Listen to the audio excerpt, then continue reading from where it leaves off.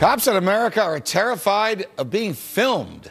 That's because they are often exposed abusing their power and abusing the constitutional rights of their victims. Yet they often forget that it's well within our rights to document their actions in public. Take a look at this video where a young lady you'll meet in a minute was at a festival filming a Dearborn, Michigan police officer. Can you shut the camera off? I need to talk to you real quick. I don't know if I can shut the camera off. I don't think I can. I'm going to ask you too because there was a criminal complaint and I need you to shut the camera off. A criminal complaint? Yep. What was the criminal complaint?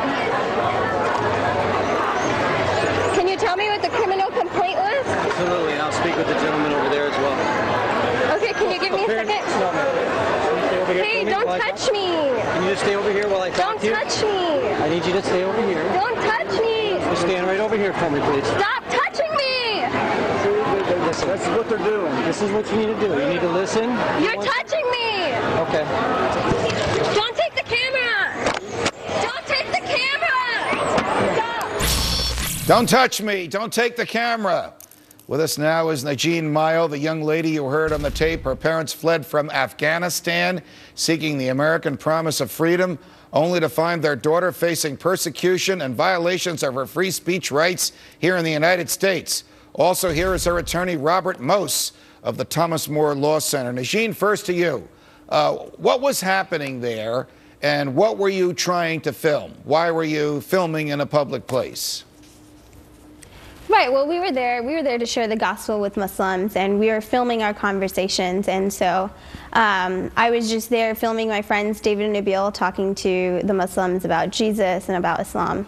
What was the gathering that was going on in Dearborn? I mean, it looked to us watching that 47-second clip like it was a public gathering that anyone could go to and anyone could leave. It wasn't anyone's privacy being invaded. So was it public, and what was it intended for? Yeah, it was just a public Arabic festival, and it was open to the community. It was open to the public. It was literally on the streets of Dearborn. You didn't have to pay a fee to get in. It was just a public Arabic festival. Robert, what's the police argument, and where do they come off saying, well, you can't film here because we've decided to make up a new law that you can't film here? Yeah, they have absolutely no right to stop her. Her right to film is actually protected by the First Amendment as a right to freedom of speech, and her right to be free from an unlawful seizure, which you saw there in the video, is protected by the Fourth Amendment. They claim that the criminal complaint, you heard a little bit of that in the video, right, was that apparently Negin was filming somebody, a festival worker, without his consent. Which is not a crime. In fact, when the officer testified at the trial, he admitted that it was in fact not a crime. And as you know, for a police officer to interfere with anybody's liberty in this country, they must have at least a reasonable, articulable suspicion that the person was involved in criminal activity. She obviously was not. To the contrary, she was engaging in constitutionally protected activity. I know that sometimes police get carried away with their authority. We cover that here almost every day. But this was a trial before a jury with a prosecutor. Why did the prosecutors decide to waste the time and money and the resources of the government to prosecute this young lady for doing something that they must know, as lawyers and law school graduates, she has an absolute constitutional and natural right to do? Right, and that's a $60 million question. You know, the city of Dearborn has the largest Muslim population anywhere in the country, and its officials very much bow to their desires. And you had 4 Christian missionaries who their only crime was to have the courage to go to this Arab festival to proselytize Muslims and to preach the gospel.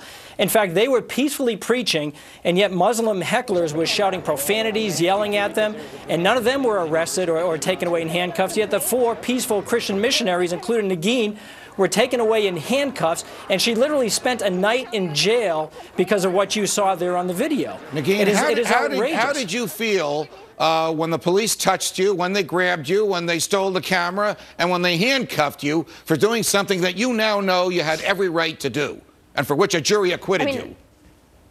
I was definitely terrified. I had no idea why they were doing this to me. I was in the jail cell, and I didn't even know what the charge was. While I was in the jail cell, I didn't know what I was being charged for. I asked, and they couldn't even give me a clear answer. I mean, I was definitely terrified. I had no idea that we were going to go to jail. I had no idea that I was doing anything illegal, and come to find out I wasn't. Got it. Got it. Robert, I gather a federal civil rights lawsuit is coming, and when it does, we'll have you both back. Thanks for joining us. The president wants to pay people not to work by taking money from those who do. And it's also states can pay off their unemployment insurance shortfalls. In other words, it's another bailout. My freedom fighters are on that one next. President Obama is looking to provide cash-strapped states a way to pay for unemployment insurance by increasing, you ready for this, businesses' payroll taxes. But does he not realize that higher business taxes will lead to more unemployment and so much more making nice with business? Here to discuss are my freedom fighters, Fox Business Network anchor, and my colleague, Lori Rothman, the Dollar Meltdown author, Charles Goyette, and radio host on Freedom Watch regular Nancy Skinner. So, Nancy, let me get this straight. The other night, President Obama tells Bill O'Reilly on national television right before the Super Bowl, I didn't raise taxes. And the next day, he speaks to the Chamber of Commerce and says, I love business, and that's why I'm here. Within minutes of leaving that Chamber of Commerce speech and hours of the one-liner to O'Reilly, he says, we're going to raise taxes on businesses and give the money to the bankrupt states. What kind of sense does that make? You know what? It's true. Politico said that, by and large, taxes are lower under the Obama administration. Check it out. But, Judge, this isn't a question of whether to tax or not. It's who to tax. The states are bankrupt. The recession drained their coffers of the federal uninsurance program. So here's what he's saying. The feds, in expanding the payroll taxes to who you cover from $7,000 to $15,000, right, the rate will actually go down, and the U.S. will be taking in no more. But the states will have a chance to replenish their coffers. And here's why the corporations should pay that. President Obama bailed out big business. He bailed out Wall Street. They're sitting on $2 trillion in cash. They're not spending. They're not hiring. Who should pay? Corporations or people like you and, well, the average working, not you, Judge, the average working person. Corporations don't pay taxes. People do. Either shareholders of the corporations or customers of the corporations pay taxes. And some human being has to part with cash to pay a tax, no matter what kind of a name you put on it. All taxes are paid by people. This is unbelievable, but think how Kafkaesque this whole thing is. The United States government, which is virtually insolvent, has to borrow money from people in China and Japan and so on to loan that money to the bankrupt states, and it wants out of the deal down the road. Oh, after the presidential election, by the way, after it wants out of the deal down the road. And so they suggest raising taxes on what?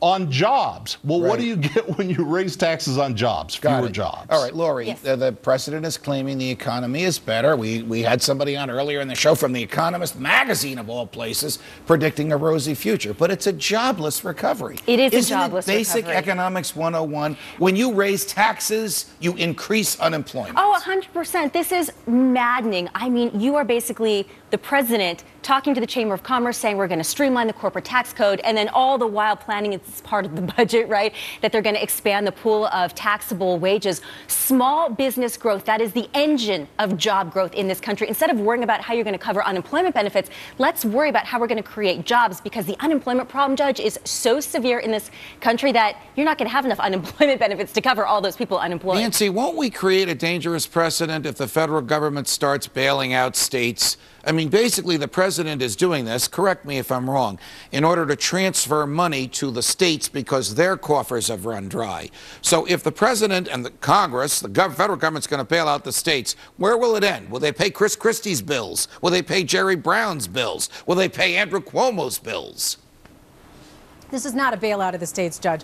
Look, corporations take advantage and use the infrastructure of states. If you're saying that what the alternative is to start laying off teachers and beat cops and hospitals and roads and the public education system, that is going to ruin corporate business. Corporations use all those assets. They're sitting on $2 trillion in cash. They have an obligation as corporations chartered to serve society. You can't get all those services and expect not to have to hire or not to have to pay to create jobs in that community. Okay, That's all right. just we're going to switch gears a little bit, because the president has promised, it's a very famous line from his State of the Union message, not to sign any bill containing wasteful, unconstitutional earmarks, although he doesn't call them wasteful or unconstitutional. But people are already warning that military projects historically funded by earmarks represent too great a share of the state's economies for federal lawmakers to ignore. Will that be what busts the earmark ban, Ms. I do Rothman? think so,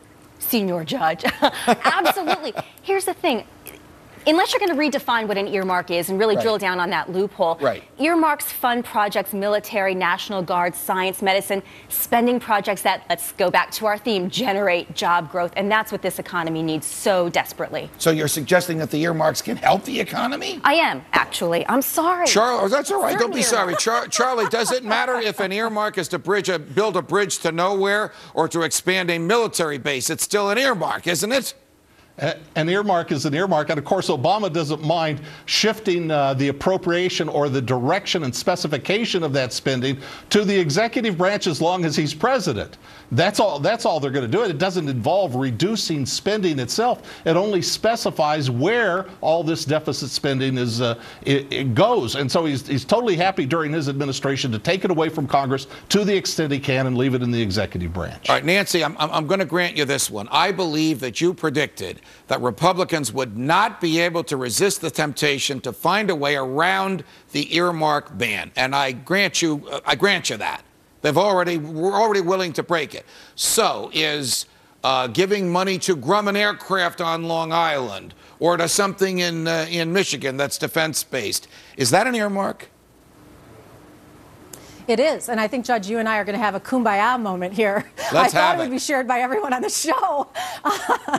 Because, you know what, the defense budget is so much easier to defend a defense project than it is a bridge to nowhere. But your esteemed colleague there, it's funny that she says that it's okay to spend on defense projects because that's stimulus, but it's not okay to spend on teachers and beat cops because that's bad, evil government spending. That's exactly what you said. So why is one spending good and one not? Esteemed colleague, we only have about 30 seconds to reply. Well, Are you saying the first thing I said was we need to clearly define what an earmark is. I think we need to take a step back. Does it matter if they're a bridge to nowhere or if they're what matters is if it's economically accretive, if it creates jobs, if it creates, again, if it's supportive to the economy, if it's going to add points, even if it's a tenth of a percentage point to GDP growth. And I think that's what you have to look at when you're determining whether or not it's an earmark. By the way, the earmarks as they stand and as they're currently defined, it's a drop in the bucket by way of paying down the debt and deficit. All right, I'm going to have to leave it at there, giving Lori Rothman the last word. Lori, Nancy, Charles, thanks very much for joining us. Coming up, the plain truth on limitless government spending and borrowing. Does the government work for us or do we work for the government? Are the Constitution's guarantees of no taxation without representation real guarantees? Or can the Congress simply buy now and make future generations pay later? Tonight, your money and your freedom. The president is proposing an annual budget that offers to spend nearly $1.5 trillion more than the IRS will collect from taxpayers in the coming fiscal year. In order to do that, the law must be changed to permit the government to borrow all that money. $1.5 trillion. At present, there's a legal cap on how much the government can borrow, and that cap will soon be reached. The government is only a few $100 billion away from the cap, but at the rate that it borrows and spends, it will reach the cap and thus will have exhausted its legal ability to borrow in just a few months. It's very interesting. The government borrows so much money from so many different sources at such a fast pace that no one knows just when it will have borrowed all the money that the law allows. In response to this mess, a mess because the government already has a debt of $14 trillion, a mess because much of that will soon come due to the lenders and the government doesn't have the ability to repay them, a mess because lenders are getting nervous and will soon demand that the government pay higher interest rates when it borrows. In response to this mess, we have basically three proposals. Proposal number one from the president will have Democrats giving the president all the borrowing authority he wants. Don't mistake me, this is not a partisan issue. The Republicans gave President George W. Bush all the borrowing authority that he wanted, and he borrowed trillions. Proposal number two comes from the House Republican leadership. It would trim a paltry $38 billion from the president's budget. In the stratosphere of government finance, the budget is $3.7 trillion. That's just a drop in the bucket. Proposal number 3 is from Senator Rand Paul. It would cut $500 billion from the president's budget. Though modest, that's a real cut. Regrettably, if enacted, it will still require that the government borrow another $1 trillion. So which is best? Well, here's the problem. 2/3 of what the government spends is to pay interest on debt and to transfer wealth via Medicare, Medicaid, Social Security, and for defense. You can't morally take money away from folks who have planned their lives expecting to receive back what the government has already taken from them. But you can bring the troops home. You can cut the defense budget by hundreds of billions. You can end foreign aid. You can end farm subsidies. You can abolish the departments that are not constitutional: health and human services, education, agriculture, energy, transportation, housing and urban development, and commerce. You can terminate Social Security for those who haven't yet contributed to it. Get the government, the federal government, out of the unconstitutional business of trying to take care of people. And then you can abolish the IRS. Why should you care about all this debt? Here's why. Just like you must pay a mortgage every month, the government must pay interest on its $14 trillion debt. The more the government borrows, the more interest it must pay. When the debts come due, the government just borrows more money at a higher interest rate and pays off the old debt with the new, thus digging you and me and generations of Americans as yet unborn deeper into a pit. At this rate of borrowing, at some point, we will owe so much money and taxes will be so high to pay the money we owe that we will have no wealth for ourselves. We will literally have borrowed our way into financial slavery. The time to reverse this is now. The Congress must not permit any more borrowing, lest we lose our prosperity and lose our freedom. And any Republicans who reject sound money by voting to let the government borrow more should lose their jobs. Tomorrow, Congressman Ron Paul and Governor Gary Johnson, there's a hot ticket, will both be here. From New York, defending freedom every night of the week. So long, America.